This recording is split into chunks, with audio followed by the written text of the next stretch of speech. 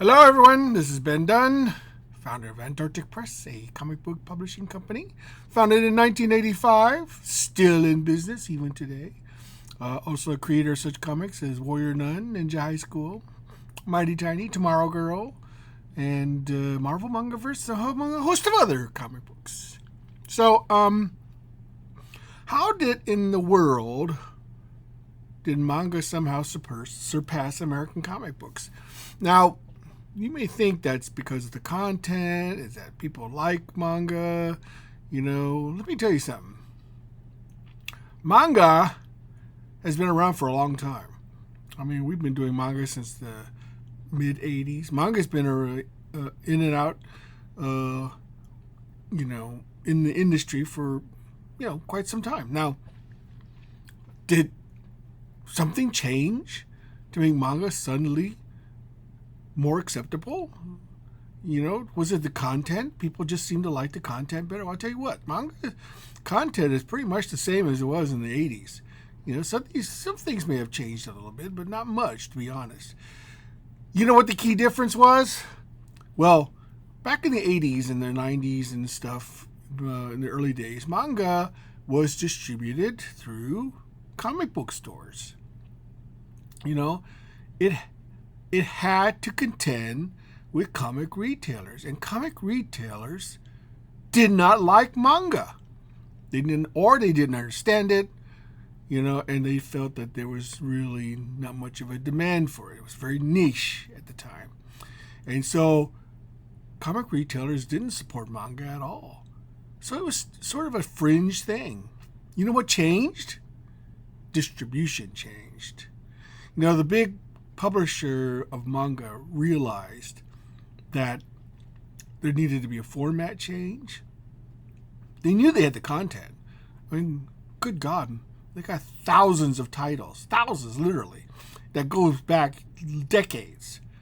The thing is that they realized they could not grow through the direct market.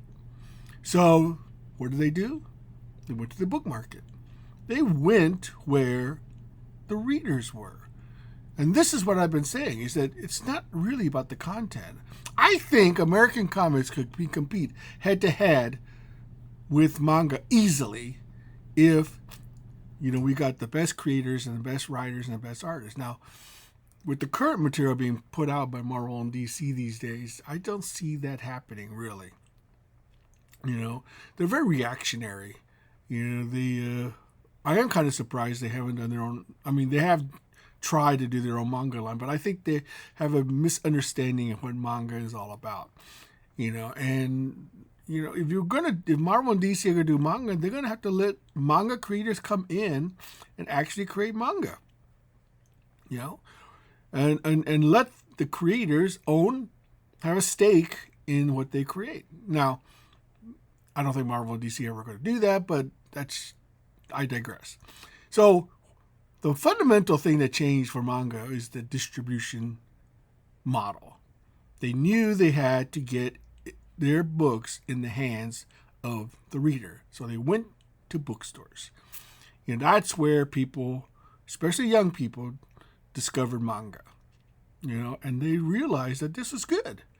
And plus the fact that manga is in black and white, so it's very cheap to print.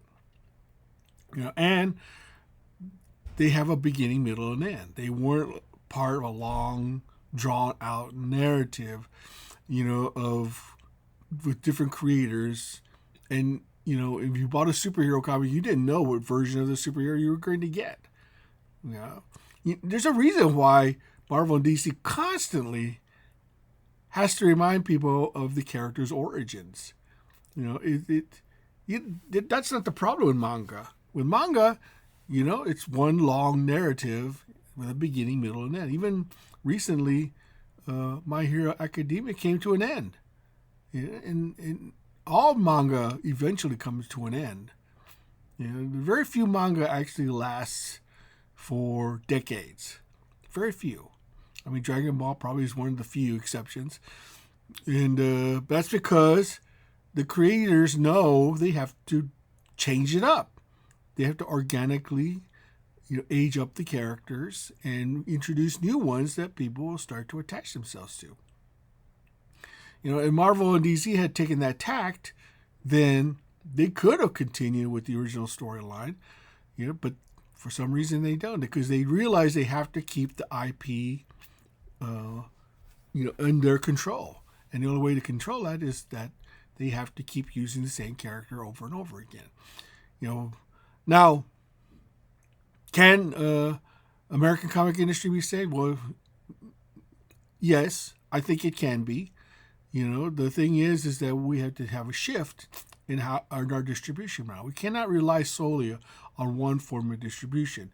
That is the direct comic book market to comic book stores. Now, I love my comic book store, and I love comic book stores, and I love the people who run them. They are invaluable in keeping this industry alive, but they're not bookstores. Okay, they don't have the mentality of carrying comics as a product, as more as a collectible.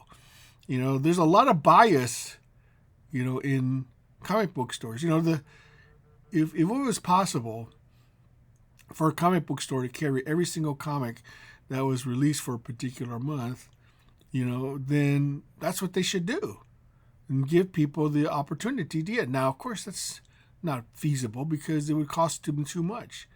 But what if, you were able to give the comic book store a comic, say, look, we will send you 10 copies or whatever copies, and you don't have to pay, until you sell the book, in a certain amount of time. If the book doesn't sell, in 30 days, then you get credit for that. Now, that sounds like very similar to the old newsstand model. Yes, I know that's true. And, your business has been, then you have to deal with returns. And yes, that's true. You have to do that. But, but it worked. It worked because it told the publisher what was selling and what was not selling. And it was lower risk to the comic book retailer. They could take more chances on titles, and that's maybe a way to save the industry. Now, whether that's going to happen or not, I doubt it.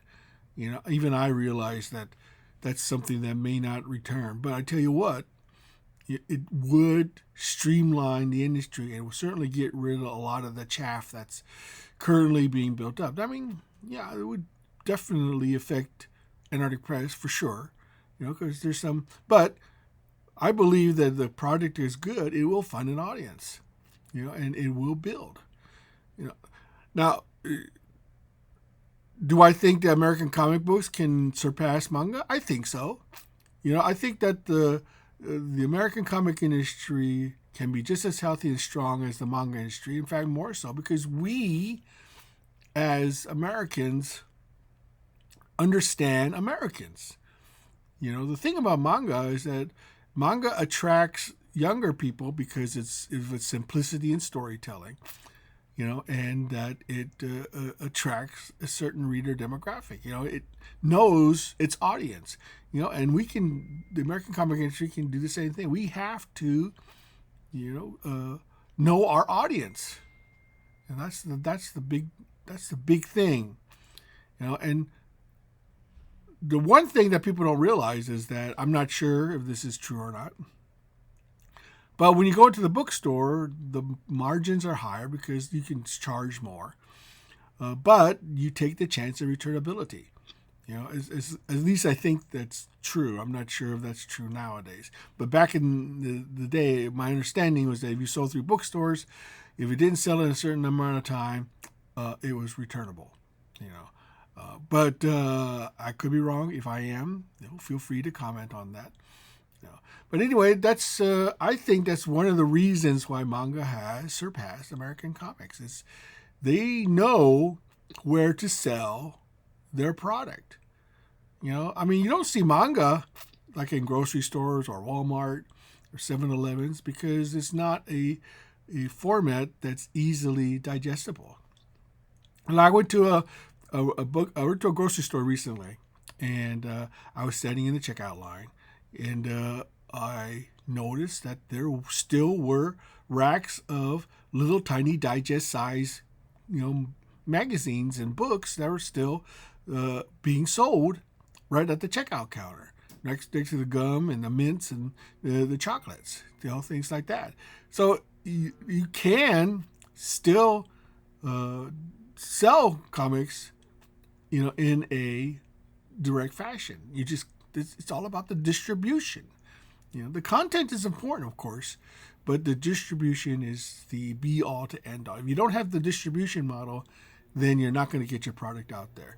You can sell direct to consumer, but you're only going to reach a certain number of people. It's just too limiting, And so anyway, that's my thought for today. And until next time, this has been Done signing off. Oh, before I forget, I do have a campaign going. Tomorrow Girl X PUNCHLINE on Indiegogo. Please check it out. I hope you'll be a backer. Until next time, this has been Done signing off.